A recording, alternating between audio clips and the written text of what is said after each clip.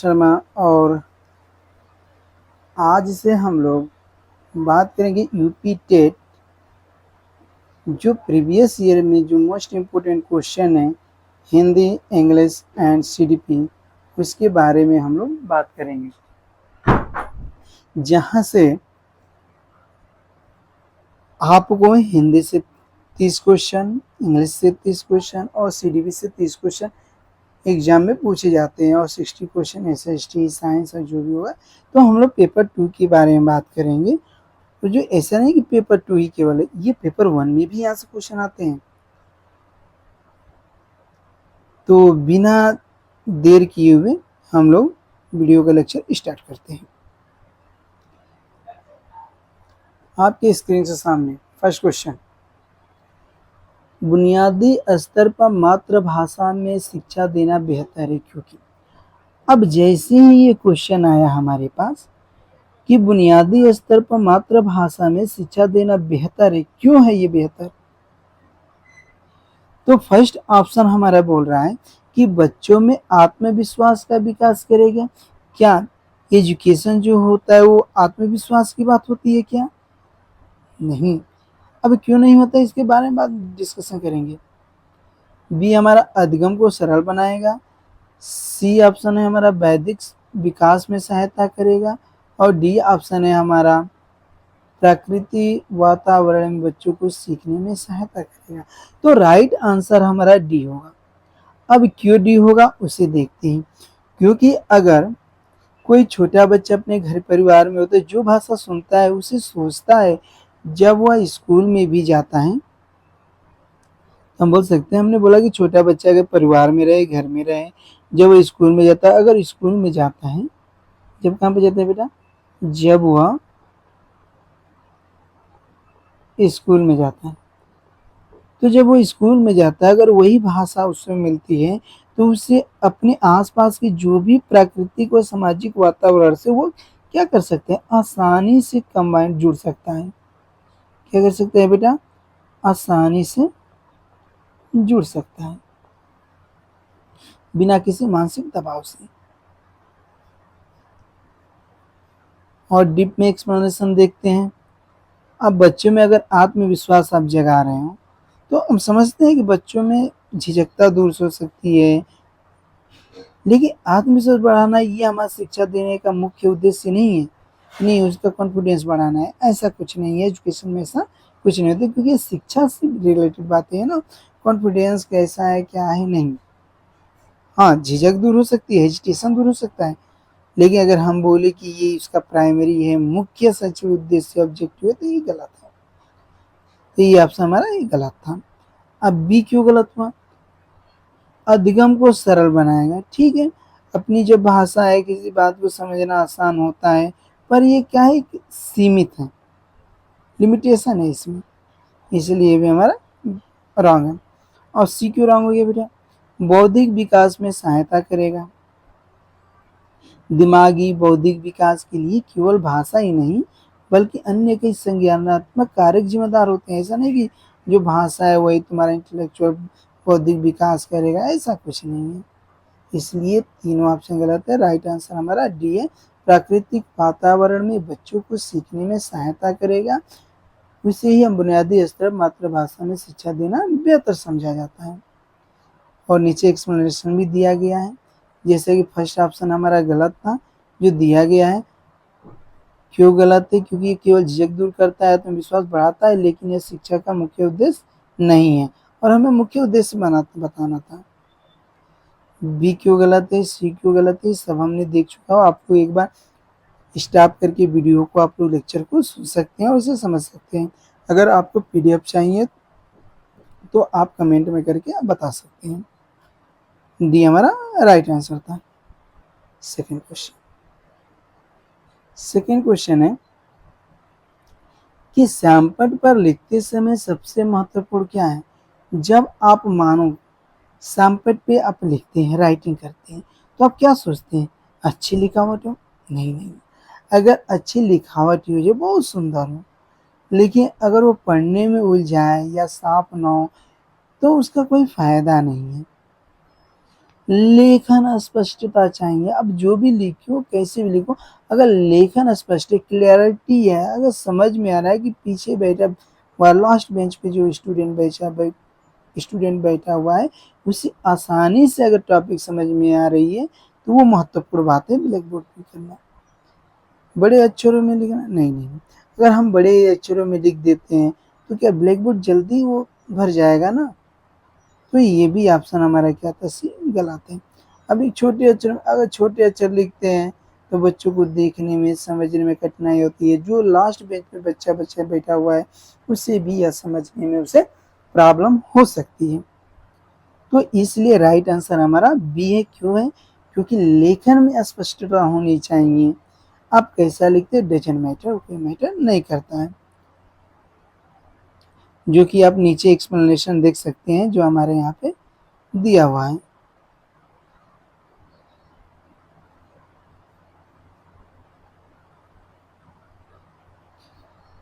Third question है हमारा, आपकी कक्षा में एक छात्र देर से आता है तो आप क्या करेंगे? अगर मान लो आपके क्लास में कोई स्टूडेंट देर से आया, तो आप एक टीचर की तरह सोचो ना, क्या आप उसके अभिभावक को सूचित करेंगे? नहीं, नहीं, नहीं। अरे यार, सूचित तुम करोगे तो अभिभावक समझेगा कि देखो ये क्लास तो मैनेजमेंट कर ही नहीं पा रहा है। तो ये हमारी असक्षमता को दर्शाएगा ना। ये तो निगेटिव चीजें हो गई ना। निगेटिव चीजें तो लेनी नहीं है। उसे दंड देंगे नहीं, मार पीट के बच्चों को कहीं एजुकेशन, कोई भी एजुकेशन नहीं कहता कि नहीं उसे दंड देना चाहिए, नहीं। ठीक है, शारीरिक और मानसिक दंड देंगे तो बच्चा क्या होगा, स्कूल आने से डरने लगेगा, पढ़ाई नहीं करेगा, क्वेश्चन नहीं पुटअप करेगा। तो फिर ये निगेटिव चीजें, ये भी निगेटिव चीजें हमारी है।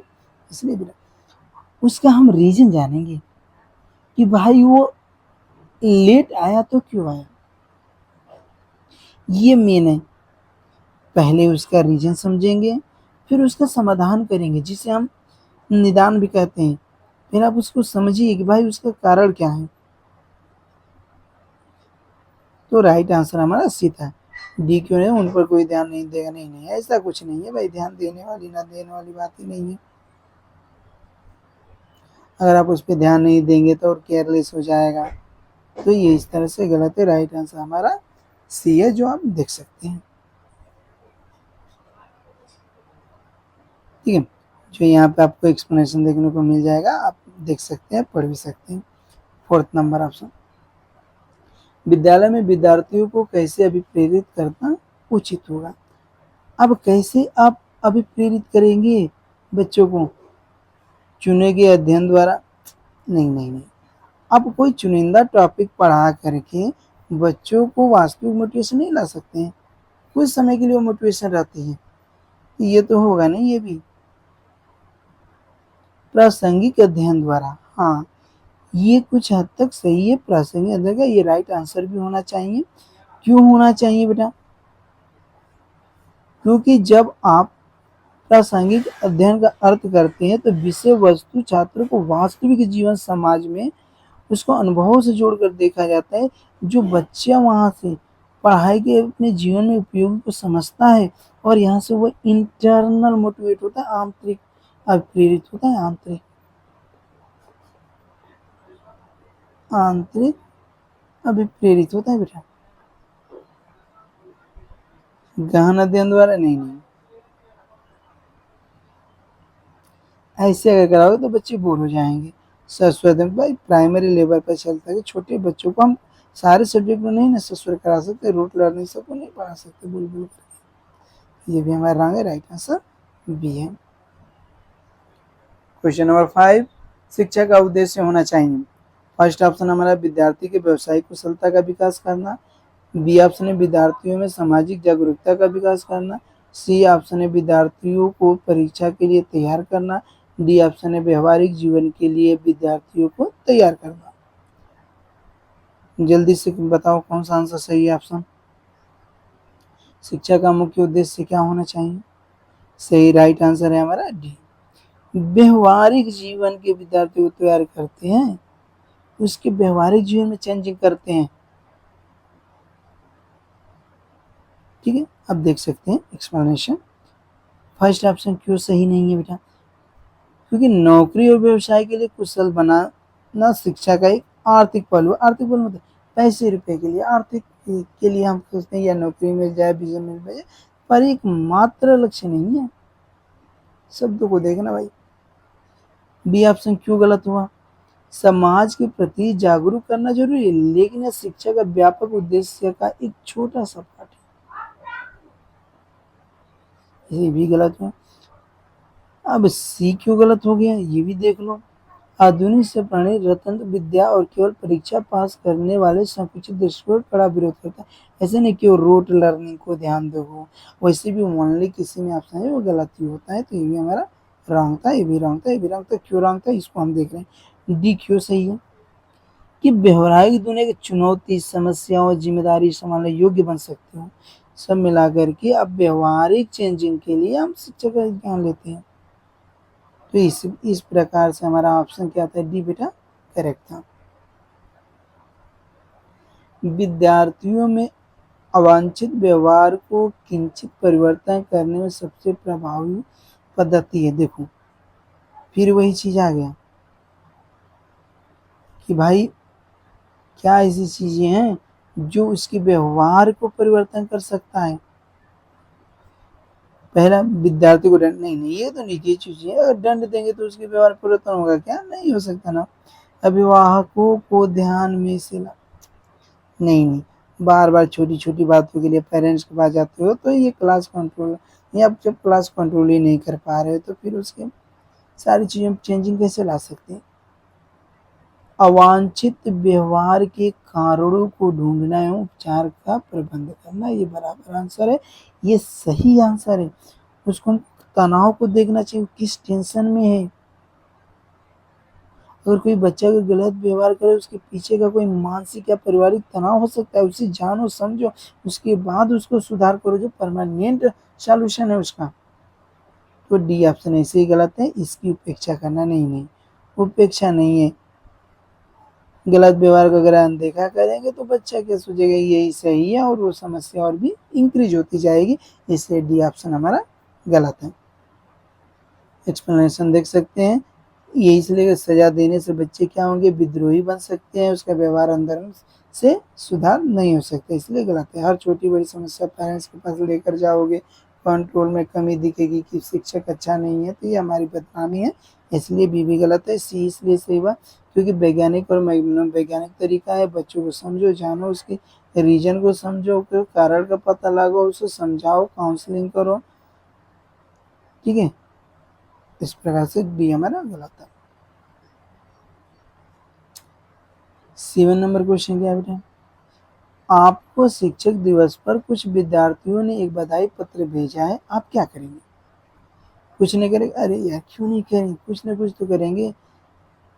उन्हें धन्यवाद देंगे, उन्हें पैसों की बर्बादी की, ये तो ऐसी ही नेगेटिव चीजें। उन्हें बदले में शुभकामनाएं देंगे? नहीं, शुभकामनाएं हम नहीं दे सकते। शुभकामनाएं कब देते हैं बेटा? ये हम फेस्टिवल पे देते हैं, त्योहार पे देते हैं,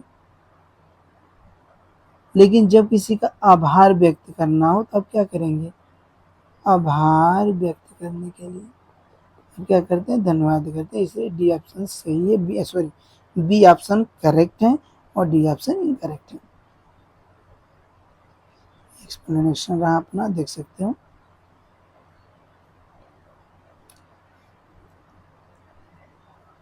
जब एक विद्यार्थी असफल होता है तो समझा जाता है पद्धति असफल है, शिक्षक असफल है, पाठ्य पुस्तकें असफल है या व्यक्तिगत असफलता है। एक्चुअली क्या है कि आयुग ने इसका आंसर डी करेक्ट बोला था, लेकिन कुछ ट्रेडिशनल लोग हैं, शिक्षा शास्त्र हैं, जो बाल विकास शास्त्र मानते हैं कि बच्चा फेल तो व्यवस्था फेल, यानी पद्धति और शिक्षक विफलता का कारण है।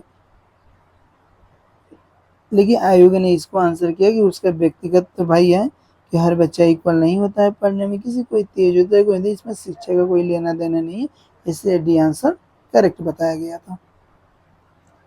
अब यहाँ पे पढ़ सकते हैं, टाइम निकाल कर वीडियो पॉज करके आप लोग पढ़ सकते हैं। 9 नंबर क्वेश्चन, किसी विद्यार्थी की सबसे महत्वपूर्ण विशेषता है? उत्तरदायित्व, उत्तरदायित्व की अनुभूति होना, ईमानदारी, सहभागिता, आज्ञाकारी। अब किसी विद्यार्थी को क्या होना चाहिए, कैसा होना चाहिए? आज्ञाकारी होनी चाहिए। बराबर आंसर डी है। ईमानदारी, सहभागिता तो होना ही चाहिए, बट ये बेस्ट ऑप्शन है। अब इसका एक्सप्लेनेशन देख सकते हैं, भाई डी क्यों सही हुआ। पहला क्यों गलत? अगर आप जिम्मेदारी की भावना उम्र के साथ आती है, छोटी कक्षा में बच्चों इसका पूर्ण विकास नहीं होता है। बी ऑप्शन क्या था? ईमानदारी एक नैतिक गुण है जो आवश्यक है, लेकिन शिक्षण प्रक्रिया का एक प्राथमिक आधार नहीं है। सी देख लो, क्लास एक्टिविटीज में हिस्सा लेना, सहभागिता जरूरी है, यह सबसे महत्वपूर्ण भी नहीं, ये भी महत्वपूर्ण नहीं। महत्वपूर्ण क्या था हमारा? डी ऑप्शन जो था। प्रबल शिक्षा व्यवस्था के अनुसार आज्ञाकारी छात्र सबसे बड़ा गुण माना जाता है। भाई सबको आज्ञाकारी होना चाहिए, ओबीडियंस होना चाहिए। सारे टीचर कहते हैं डिसिप्लिन में रहो, अनुशासन में रहो, आज्ञाकारी बनो। इस लेक्चर का लास्ट क्वेश्चन, आप किसी कक्षा में पाठ पढ़ाते हैं और एक विद्यार्थी विषय से असंबद्ध एक प्रश्न पूछता है, तो आप क्या करेंगे? उसे असंबद्ध प्रश्न पूछने की अनुमति देंगे? नहीं। क्लास चलते समय आप असंबद्ध, पूरा क्लास डिस्टर्ब होगा तो ये तो हो नहीं सकता। उसे असंबद्ध प्रश्न पूछने की अनुमति नहीं देंगे, अनुमति देंगे, ठीक, नहीं देने की बात ही नहीं यार। अभी तो नहीं दे सकते ना, क्लास में कुछ नहीं हो सकता। उसे गैर अनुसार समझ कर दंडित करेंगे? नहीं, दंडित नहीं करेंगे। हाँ, क्लास ओवर के बाद उसका आंसर देंगे ताकि उसको समझ में आ जाए, बाकी लोगों को। अभी हमारे पास 18 MCQ क्वेश्चन और है जो नेक्स्ट लेक्चर में हम लोग कवर करेंगे, क्योंकि वीडियो काफ़ी लंबा हो जाएगा। अगर आपके वीडियो अच्छा लगे तो आप मेरे चैनल को लाइक करें, सब्सक्राइब करें, कमेंट करें और सपोर्ट करें। Thank you for watching.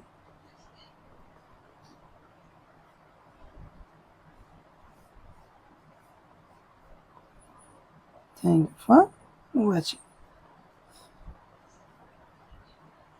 Okay.